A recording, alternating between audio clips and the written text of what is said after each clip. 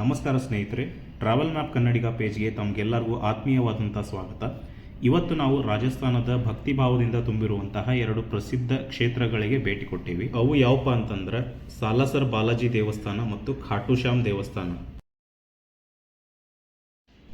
ಮೊದಲಿಗೆ ನಾನು ಸಾಲಸರ್ ಬಾಲಾಜಿ ದೇವಸ್ಥಾನದ ಬಗ್ಗೆ ನಿಮಗೆ ಹೇಳ್ತೀನಿ. ಈ ದೇವಸ್ಥಾನ ರಾಜಸ್ಥಾನದ ಚೂರು ಜಿಲ್ಲೆ ಒಳಗೈತಿ. ಈ ದೇವಸ್ಥಾನ ದಾಡಿ ಮತ್ತು ಮೀಸೆ ಇರುವಂತಹ ವಯಸ್ಕ ರೂಪದಲ್ಲಿ ಇರುವ ಹನುಮಾನ್ ದೇವರಿಗೆ ಸಮರ್ಪಿತ ಆಗೈತಿ. ನಮಗೆ ತಿಳಿದು ಬಂದಿರುವಂತಹ ಮಾಹಿತಿ ಪ್ರಕಾರ ಬಹಳ ವರ್ಷಗಳ ಹಿಂದೆ ಒಬ್ಬ ರೈತನ ಹೊಲದೊಳಗೆ ಈ ಮೂರ್ತಿ ಪತ್ತೆ ಆಗಿರ್ತೈತಿ. ನಂತರ ಒಬ್ಬರು ಭಕ್ತರ ಕನಸಿನಲ್ಲಿ ದೇವರು ಕಾಣಿಸ್ಕೊಂಡು ಇಲ್ಲಿ ಪ್ರತಿಷ್ಠಾಪನೆ ಮಾಡಬೇಕಂತ ಹೇಳಿ ಸೂಚಿಸ್ತಾರೆ.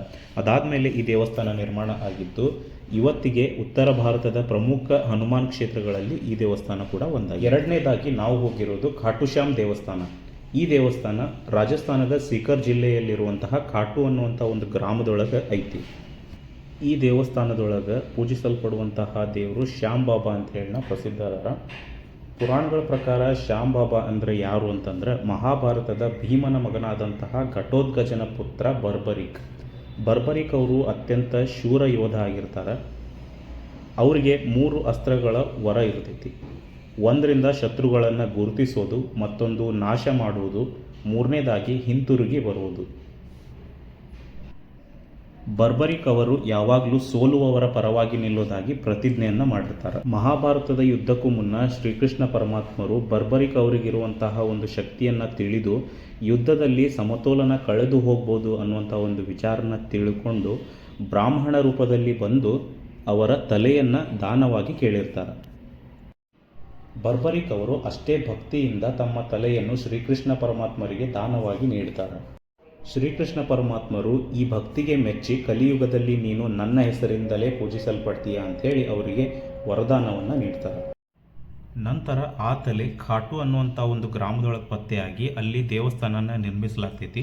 ಇವತ್ತಿಗೂ ಕೂಡ ಸಾವಿರಾರು ಸಂಖ್ಯೆಯಲ್ಲಿ ಭಕ್ತರು ಇಲ್ಲಿಗೆ ಬಂದು ತಮ್ಮ ಮನೋಭಿಲಾಷೆಗಳನ್ನು ಸಲ್ಲಿಸ್ತಾರೆ. ಶ್ಯಾಮ್ ಬಾಬಾ ಕಿ ಜೈ ಅಂಥೇಳಿ ಘೋಷಣೆಯನ್ನು ಕೂಗ್ತಾರೆ. ಹಾರೇಕಾ ಸಹಾರ ಖಾಟು ಶ್ಯಾಮ್ ಹಮಾರ ಅನ್ನುವಂಥ ಒಂದು ಘೋಷಣೆ ಕೂಡ ಇಲ್ಲಿ ಕೇಳಿ ಬರ್ತೈತಿ. ಅದಾದಮೇಲೆ ಫಲಾನುಭವದ ನಂತರ ಧನ್ಯವಾದವನ್ನು ಹೇಳಕ್ಕೂ ಕೂಡ ಮತ್ತೊಮ್ಮೆ ಈ ದೇವಸ್ಥಾನಕ್ಕೆ ಬರ್ತಾರೆ. ಇವಾಗ ನೀವು ನೋಡ್ತಾ ಇರುವಂತಹ ಜಾಗದ ಹೆಸರು ಪ್ರಾಚೀನ ಶ್ಯಾಮ್ ಕುಂಡ್ ಅಂತ. ಮಹಾಭಾರತದ ಯುದ್ಧದ ನಂತರ ಭಗವಾನ್ ಶ್ರೀಕೃಷ್ಣ ಪರಮಾತ್ಮರು ಬರ್ಬರಿಕ್ ಅವರ ತಲೆಯನ್ನು ಅಲ್ಲಿನ ನದಿ ಒಳಗೆ ಹರಿಯಲು ಬಿಡ್ತಾರೆ.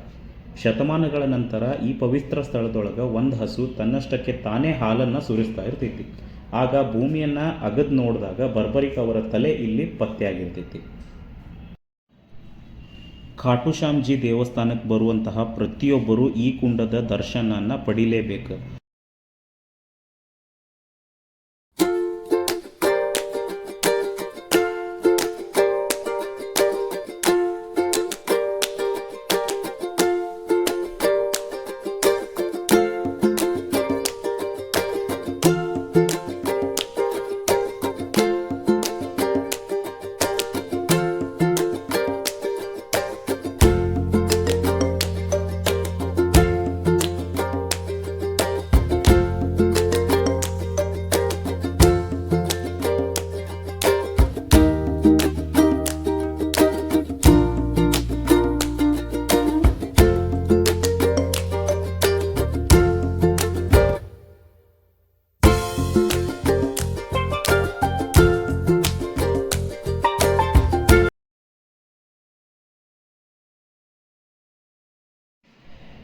ಖಾಟು ಶ್ಯಾಮ್ ಅವರ ತ್ಯಾಗ ಮತ್ತು ಭಕ್ತಿ, ಸಾಲಸರ್ ಬಾಲಾಜಿಯ ಶಕ್ತಿ ಮತ್ತು ಕೃಪೆ, ಈ ಎರಡೂ ಕ್ಷೇತ್ರಗಳು ನಮ್ಮ ಜೀವನದೊಳಗೆ ನಂಬಿಕೆ, ಧೈರ್ಯ ಮತ್ತು ಸಮರ್ಪಣೆಯ ಮಹತ್ವವನ್ನು ಕಲಿಸ್ಕೊಡ್ತಾವೆ.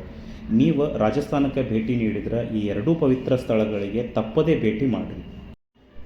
ಇವತ್ತಿನ ವಿಡಿಯೋ ನಿಮಗಿಷ್ಟ ಆಗಿತ್ತಂದ್ರೆ ಲೈಕ್ ಮಾಡಿರಿ, ಕಮೆಂಟ್ ಮಾಡಿರಿ ಮತ್ತು ಸಬ್ಸ್ಕ್ರೈಬ್ ಮಾಡೋದನ್ನು ಮರಿಬೇಡ್ರಿ. ನಮ್ಮ ಮುಂದಿನ ವಿಡಿಯೋ ಒಳಗೆ ಮತ್ತೆ ಭೇಟಿಯಾಗೋಣ. ಧನ್ಯವಾದಗಳು. ಜೈ ಶ್ರೀ ಶ್ಯಾಮ್, ಜೈ ಶ್ರೀರಾಮ್.